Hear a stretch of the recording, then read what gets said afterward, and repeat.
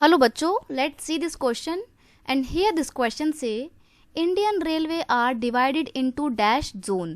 Question आपसे बोल रहा है कि जो इंडिया का पूरा रेलवे नेटवर्क है या इंडियन रेलवे है उसको कितने जोन्स में डिवाइड किया गया है, ये आपसे इस क्वेश्चन में पूछा है। तो ऑप्शन आपको क्या क्या दिए हुए हैं, 20 जोन, 9 जोन, 16 जोन या फिर 18 जोन्स में। तो यहाँ पर हम बात कर रहे हैं रेलवे स्टेशन के इंडियन रेलवे के जोन्स की। तो क्वेश्चन का की कॉन्सेप्ट हो जाएगा इंडियन रेलवे जोन्स। तो आपका यहाँ पर आंसर क्या है, ऑप्शन 3 आपका बिल्कुल सही आंसर है कि the Indian railway are divided into 16 zone. India के रेलवे को 16 जोन्स दिया गया है।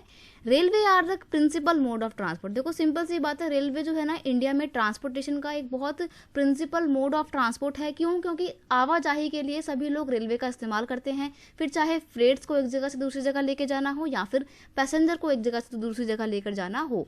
फ्रेट्स का मतलब होता है जो हैवी गुड्स होते हैं, माल जिसको बोलते हैं, मालगाड़ी का आपने नाम सुना होगा। तो ट्रेन होती है यानी कि जो रेलवेज होती हैं वो फ्रेट्स और पैसेंजर मतलब यात्री, इंसानों को एक जगह से दूसरी जगह ले जाने में बहुत इंपॉर्टेंट रोल प्ले करती है, इसीलिए इसको प्रिंसिपल मोड ऑफ ट्रांसपोर्ट कहा जाता है।